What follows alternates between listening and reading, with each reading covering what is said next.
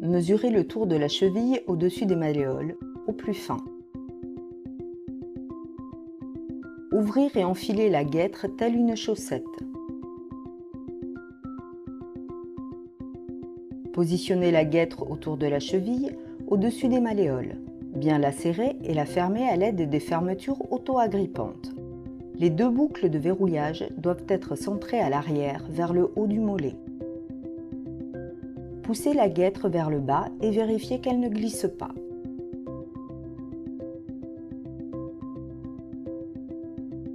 Choisir un point d'ancrage sur la chaussure. Lacet, boucle, œillet, généralement situé à la base du premier métatarse. Bien serrer le lacet, puis fixer le crochet sur plusieurs brins de lacet pour éviter un tirage. Si besoin d'une correction latérale, fixez le crochet sur un œillet de la chaussure. Ouvrir les boucles à 90 degrés.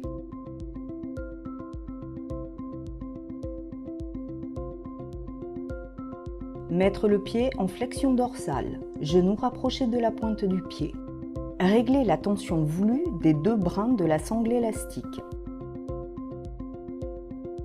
Coupez les excédents de la sangle élastique au-delà de 4 ou 5 cm. Après la première mise en place, la marche du patient doit être observée pour vérifier qu'il attaque bien le pas par le talon, mais aussi qu'il ne pose pas le pied sur le bord externe ou interne, mais au mieux à plat.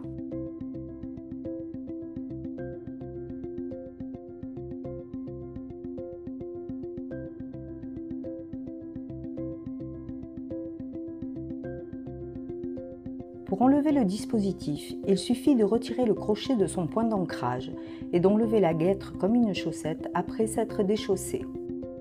Important, ne pas desserrer les boucles de verrouillage afin de préserver le réglage pour les prochaines utilisations. Pour les chaussures sans point d'ancrage, faire adapter la chaussure par un cordonnier.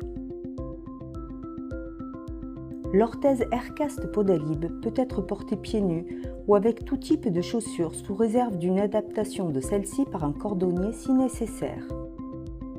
Si l'attelle est portée directement sur la peau, elle ne doit pas être humide et ne doit pas présenter de plaies ni de traces de pommade, lotion, gel ou de résidus gras similaires.